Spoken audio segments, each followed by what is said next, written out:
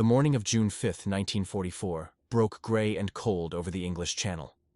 23-year-old Lieutenant James Morrison stood on the deck of HMS Resolute, watching the dark waters churn beneath a sky that seemed to mirror the uncertainty in every soldier's heart.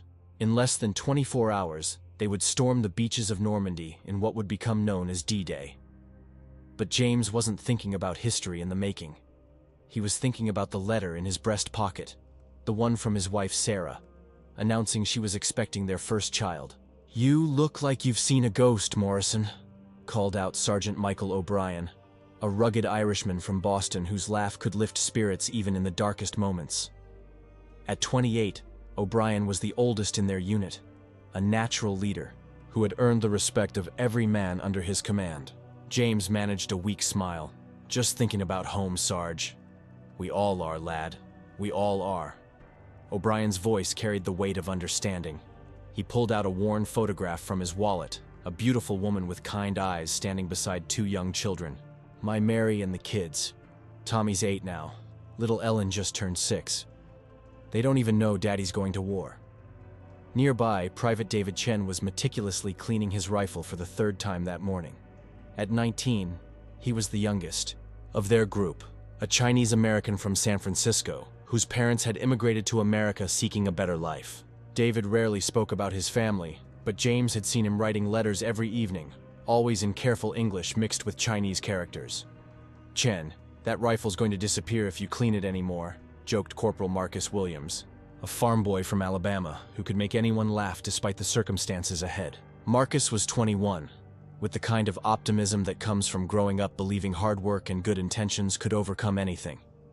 The fourth member of their tight-knit group was Private Antonio Rodriguez, a 24-year-old from Texas whose family had moved north from Mexico when he was just a child. Antonio possessed an almost supernatural ability to find humor in the darkest situations. But this morning, even his usual jokes seemed forced.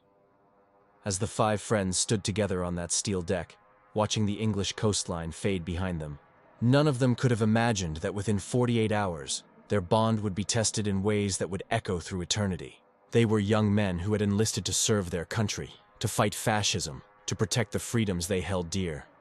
They had trained together, laughed together, shared their fears and dreams in the barracks late at night. But war has a way of taking even the strongest bonds and twisting them into something unrecognizable. What these 5 friends would face in the coming hours would challenge everything they believed about courage, sacrifice, and survival. Their story would become one that military historians would debate for decades, a mystery that would haunt the families they left behind and raise questions about the true cost of heroism. As the transport ships cut through the choppy waters toward France, James Morrison touched the letter in his pocket one more time and made a silent promise to his unborn child. He would come home. They all would come home. But sometimes, the promises we make in our hearts are the hardest ones to keep. The friendship between these 5 men had begun 6 months earlier at Camp Tocoa in Georgia, where paratroopers were forged from ordinary young Americans. From the very first day of training, when Sergeant O'Brien had pulled James Morrison to his feet after a particularly brutal obstacle course, they had recognized something in each other, a shared determination that went beyond individual survival. James had grown up in a small farming community in Iowa, where his father ran the local grain elevator and his mother taught at the one-room schoolhouse. He was the kind of young man who held doors open for ladies and never missed Sunday service, the kind who enlisted not for adventure but because it was simply the right thing to do. When he met Sarah Thompson at a church dance just 3 months before shipping out, he knew immediately she was the woman he wanted to marry. Their wedding had been a simple affair in the same church where Sarah's parents had been married, where her grandparents had worshipped, where James promised to love and protect her until death do them part. Michael O'Brien's story was different. He had grown up in the rough neighborhoods of South Boston, where Irish immigrants struggled to make ends meet, and children learned early that life wasn't fair. His father had died in a factory accident when Michael was 12, leaving him to help support his mother and 3 younger sisters. The Army had offered him a chance at steady pay, 3 meals a day, and the possibility of something better. When he met Mary Flanagan at a St. Patrick's Day dance in 1940, she saw past his rough exterior to the gentle man beneath. Their children, Tommy and Ellen, were the center of his world, the reason he got up every morning and the reason he fought to come home every night. David Chen carried the weight of two cultures on his young shoulders. His parents, Li Wei and Mei Chen, had arrived in San Francisco's Chinatown in 1920 with nothing but hope and determination. They worked 16-hour days in a laundry, saving every penny so their children could have the education and opportunities they never had. David was their eldest son, their pride and joy, the first Chen to attend university. When Pearl Harbor was bombed, he felt the stares and whispers of suspicion from some of his classmates who couldn't distinguish between Japanese and Chinese. His decision to enlist was partly patriotic, partly a desire to prove his loyalty to the only country he had ever known. Marcus Williams represented the heart of rural America. His family had farmed the same plot of Alabama soil for 3 generations, growing cotton and corn and raising children who understood the value of hard work. Marcus was the youngest of 5 brothers, all of whom had enlisted when war was declared. His mother, Ruth Williams, had watched 4 sons march off to war before Marcus came of age. When his 18th birthday arrived, she knew she couldn't keep her baby boy home while his brothers fought overseas. The night before he left, she gave him her father's watch and made him promise to come home to help with the harvest. Antonio Rodriguez had learned early that laughter was sometimes the only thing that stood between despair and hope. His family had crossed the border when he was 7, seeking work in the fields of South Texas. They moved with the seasons, following the crops, living in temporary camps with other migrant families. Antonio was the first in his family to speak English without an accent, the first to graduate high school, the first to imagine a future beyond the fields. When he enlisted, his mother, Elena, pressed a small silver cross into his hand, the same cross her own mother had given her when she married. "Dios te proteja, mijo," she whispered. "God protect you, my son." At Camp Toccoa, these 5 young men from vastly different backgrounds found themselves thrown together in the crucible of military training. They shared the same bunk room, endured the same brutal physical conditioning, and slowly began to understand that their survival might depend on trusting men who, just months before, had been complete strangers. The bond that formed between them was forged in shared hardship and mutual respect. When James struggled with map reading, Michael patiently worked with him every evening until he mastered the skill. When David's natural shyness made him a target for bullies, Marcus and Antonio stepped in without being asked. When Michael received word that his youngest sister was ill, James organized a collection from their unit to help with medical expenses. By the time they completed their training and received their orders for England, they were more than fellow soldiers. They were brothers. They had made a pact, sealed with handshakes and promises that they would watch out for each other no matter what lay ahead. They would face whatever came together, and they would all come home together. As their transport ship approached the coast of France on that gray June morning, they stood together on deck, each lost in his own thoughts but drawing strength from the presence of the others. None of them could have imagined that within hours, their brotherhood would face the ultimate test, and that the decisions they made in the chaos of battle would echo through the decades, leaving questions that would never be answered and wounds that would never heal. June 6, 1944, 04:30 hours. The Normandy coast materialized through the pre-dawn darkness like a sleeping beast about to be awakened. Operation Overlord, the largest amphibious invasion in history, was about to begin, and James Morrison felt his stomach clench as their landing craft cut through the choppy waters toward Omaha Beach. The night had been sleepless for all of them. Michael O'Brien had spent the hours checking and rechecking equipment, his hands steady but his eyes betraying the weight of responsibility he felt for his men. David Chen had written what he privately feared might be his last letter home, carefully folding it into his uniform pocket beside the photograph of his parents. Marcus Williams had been unusually quiet, fingering the watch his mother had given him and thinking about cotton fields that seemed impossibly far away. Antonio Rodriguez had tried to lighten the mood with his usual jokes, but even his irrepressible spirit seemed subdued by the magnitude of what lay ahead. As their Higgins boat approached the beach, the German artillery opened up with a fury that none of their training had prepared them for. The sound was deafening, a constant thunder of explosions that seemed to shake the very air around them.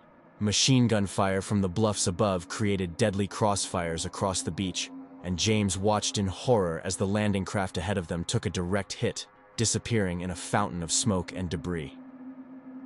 30 seconds, shouted the boat's coxswain, his voice barely audible over the chaos. Remember your training. Stay together. Michael O'Brien turned to face his men, his face grim but determined. Listen to me, lads, he called out. having to shout to be heard. "We've trained for this. We know what to do. We watch each other's backs. We follow the plan. And we all go home together. You hear me?" 4 young voices answered in unison. "Yes, Sergeant." The boat's ramp dropped, and they charged into water that was already stained red with blood.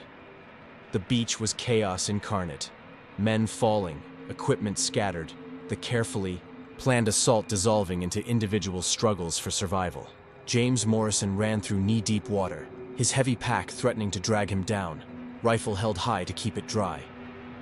A machine gun nest on the bluff directly ahead of them was cutting down anyone who tried to advance up the beach.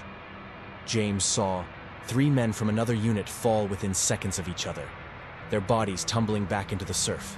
The sound of bullets whining through the air mixed with the screams of wounded men and the constant thunder of artillery. "There!" Michael pointed toward a small depression in the sand about 50 yards up the beach. "We can get cover behind those."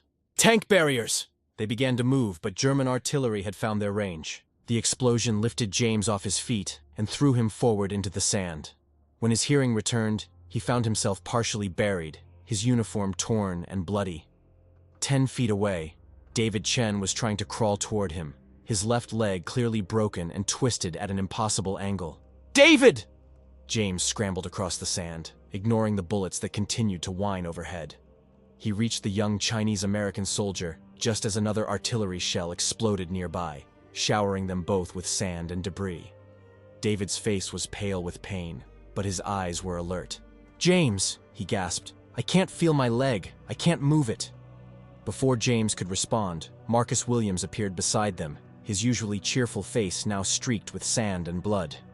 "We've got to move him," Marcus shouted over the noise. "There's a medic station about 100 yards back toward the water. Antonio's already there, caught shrapnel in his shoulder." James looked around desperately for Michael O'Brien and spotted him 30 yards away, trying to organize a group of scattered soldiers for an assault on the machine gun nest that was preventing them from advancing off the beach. Even in the chaos, the sergeant was doing what he did best, leading men and trying to accomplish the mission. "We can't move David," James said, his medical training from basic telling him that moving someone with such severe leg trauma could cause fatal internal bleeding. "And we can't leave him here." Marcus's face was anguished. "James, if we don't take out that machine gun nest, none of us are getting off this beach. There are men dying all around us." It was then that James Morrison faced the first impossible decision of many that would haunt him for the rest of his life. David Chen, barely conscious now from pain and shock, gripped James's hand with surprising strength. "Go," he whispered. "Help the others. Don't let my parents think I died for nothing." The machine gun fire was getting closer. James could see Michael O'Brien waving for them to join the assault team he was forming. Other wounded men were crying out for help, and the tide was coming in, threatening to drown anyone left on the lower beach. James made his choice. He squeezed David's hand and said, "We'll come back for you. I promise." But even as he said the words, James Morrison knew with terrible certainty that some promises were impossible to keep.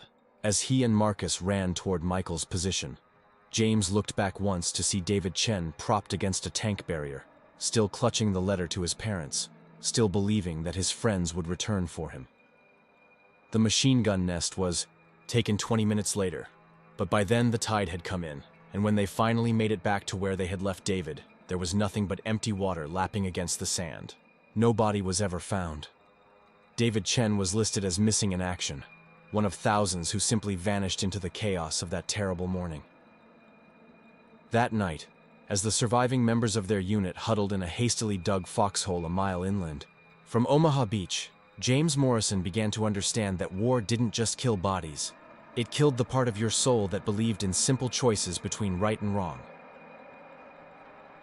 3 weeks after D-Day, what remained of their brotherhood was scattered across the Norman countryside like leaves in a bitter wind. The war had already taken David Chen, and Antonio Rodriguez was in a field hospital in England, recovering from wounds that would send him home with a Purple Heart and a limp he would carry for the rest of his life. The 3 who remained, James, Michael, and Marcus, had been assigned to different units as the army rebuilt its ranks after the devastating losses on the beaches. James Morrison now carried 2 letters in his breast pocket. The first was from Sarah, telling him about their baby's kicks and her growing belly, about the church ladies who brought casseroles and the way she talked to his photograph every night before bed. The second letter was one he had written, but never sent, addressed to Li Wei and Mei Chen in San Francisco, trying to explain how their eldest son had died on a foreign beach, trying to find words for the impossible choice he had made in those terrible moments on Omaha Beach. It was Marcus Williams who found him first, appearing like a ghost in the ruins of the French village of Villers-Bocage on July 15, 1944. Marcus looked older somehow, his boyish face now carrying lines that belonged to a much older man. His Alabama drawl was unchanged, but there was something hollow in his eyes that hadn't been there before. "James Morrison," Marcus said, settling down beside him in the bombed-out church where James had been trying to write another letter home. "I wondered if I'd ever see you again." They sat in silence for a long time, listening to the distant rumble of artillery. Finally, James spoke. "I keep thinking about David, about leaving him there." "We all do," Marcus replied quietly. "Michael found me 2 days ago. He's about 10 miles north of here with the 2nd Armored. He asked me to find you. How is he?" Marcus hesitated. "Changed. Like all of us, I guess." He pulled out a crumpled photograph. It was the picture of Michael's wife and children, but now it was stained with mud and what looked like blood. "He asked me to give this to you. Said if anything happens to him, he wants you to make sure Mary and the kids know what kind of man their daddy was." James took the photograph with trembling hands. "Marcus, what aren't you telling me?" The farm boy from Alabama looked up at the shattered stained glass windows of the church, where saints with broken faces still gazed down with painted eyes. "There's a mission tomorrow. Volunteer only?" Michael's convinced himself that if he can just do enough, save enough lives, maybe it'll balance out what happened on the beach. "What we did to David." "What we didn't do," James corrected bitterly. "Same thing, isn't it?" Marcus stood up, dusting off his uniform. "The thing is, James, this mission, it's bad, real bad. Intelligence says there's a German armored division moving up through the Falaise Gap. If they break through, they could push our whole line back to the beaches. Somebody's got to stop them, and it's going to take everything we've got." James felt his stomach clench with familiar dread. "How many volunteers do they have?" "Not enough. Never enough." Marcus looked down at his hands that had once been soft from a life spent in classrooms and church socials, now calloused and scarred from weeks of war. "Michael wants us to go with him, all 3 of us together. He says maybe we can finish what we started."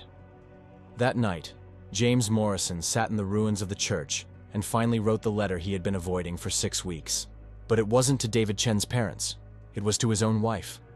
"My dearest Sarah," he wrote by the light of a flickering candle, "if you are reading this letter, it means I will not be coming home to hold you and our baby. I need you to know that every choice I made was because I believed it was right, even when it felt like dying inside.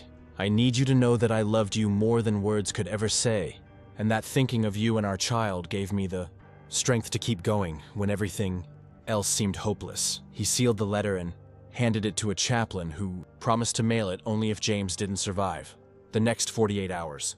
Then he went to find Michael O'Brien and Marcus Williams, because some bonds are stronger than death itself, and some promises are worth keeping even when the cost is everything you have. The 3 friends met at dawn on July 16th in an apple orchard outside Villers-Bocage. Michael looked haggard, his Irish face drawn with exhaustion and something deeper, a kind of spiritual fatigue that came from carrying too much responsibility for too long. But when he saw his friends approaching, something of the old Michael flickered in his eyes. "Well, lads," he said with an attempt at his old grin.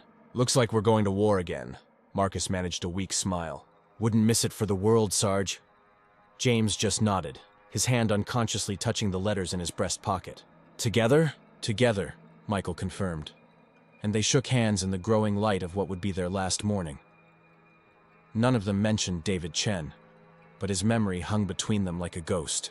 None of them talked about the families waiting for them at home, or the futures they might never see. They were 23, 21, and 28 years old, and they were about to undertake a mission that military analysts would later call strategically necessary but tactically suicidal. As they climbed into the jeep that would take them to their final assignment, James Morrison touched Sarah's letter one last time and whispered a prayer for forgiveness, not just for the choices he was about to make, but for the choice he had made on a blood-soaked beach 6 weeks earlier, when he learned that sometimes survival means leaving the people you love behind. August 12, 1944. The telegram arrived at Sarah Morrison's door on a Tuesday afternoon while she was hanging laundry on the line behind the small house she and James had rented just before he shipped out. She was 7 months pregnant, her belly round and full with the child James would never hold. When Mrs. Henderson from the telegraph office knocked on her door with the yellow envelope that would change everything. "Mrs. Morrison," Mrs. Henderson said gently, her weathered face full of the same sorrow she had worn too often in the past 2 years. "I'm so sorry, dear." Sarah's hands shook as she read the words. "We regret to inform you that your husband, Lieutenant James Morrison, is missing in action as of July 16th, 1944. A letter will follow." 3,000 miles away in San Francisco, Leeway and Machen had already received 2 telegrams. The first had come in June, informing them that their eldest son was missing in action. The second arrived 2 days after Sarah received hers, but this one contained only questions. "The War Department is investigating reports of unusual circumstances regarding the disappearance of your son. An officer will contact you soon." In Boston, Mary O'Brien was dealing with her own nightmare. 8-year-old Tommy kept asking when Daddy was coming home, while 6-year-old Ellen had stopped talking altogether after the man in the uniform came to their door. Mary held her children close and tried to find words to explain something she didn't understand herself. Ruth Williams sat on the porch of her Alabama farmhouse, holding the watch she had given her youngest son.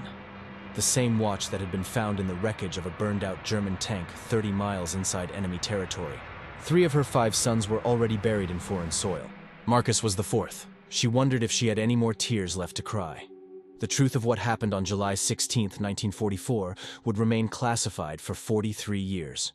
When the files were finally declassified in 1987, they revealed a story that military historians still debate today. Lieutenant James Morrison, Sergeant Michael O'Brien, and Corporal Marcus Williams had volunteered for a mission to establish forward reconnaissance positions ahead of a planned Allied advance near Falaise. What the official reports didn't mention was that all 3 men had specifically requested assignment to the most dangerous positions available, and that each had left sealed letters to be opened only in the event of their deaths.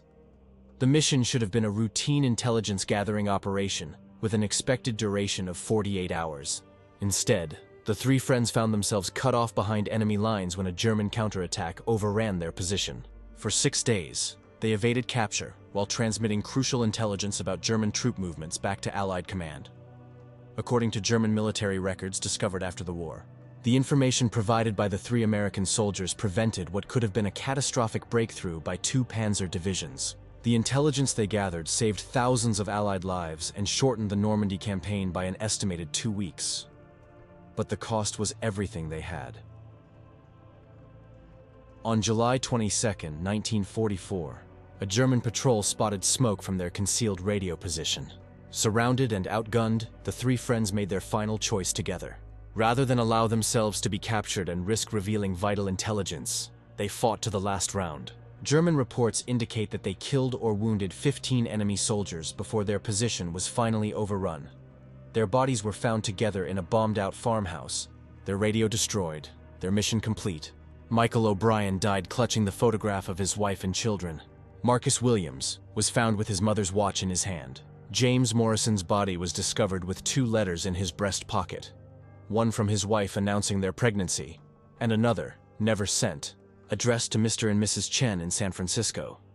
The letter James never sent was finally delivered to David Chen's parents in 1987, along with the declassified mission reports. In careful handwriting faded by 4 decades, James Morrison had written, "Your son David was the bravest man I ever knew. He died trying to save others, and his sacrifice made it possible for many good men to return home to their families. I am sorry that we could not save him, and I am sorry that you will have to bear this grief. But please know that David Chen died as a hero, and his memory will live in the hearts of everyone who knew him." Leeway Chen, then 83 years old and a grandfather many times over, wept when he read those words. Not just for the son he had lost, but for the young man who had carried that burden for 43 years. Sarah Morrison gave birth to her daughter, Elizabeth, on October 15, 1944. She never remarried, telling people that she had already had the love of her lifetime.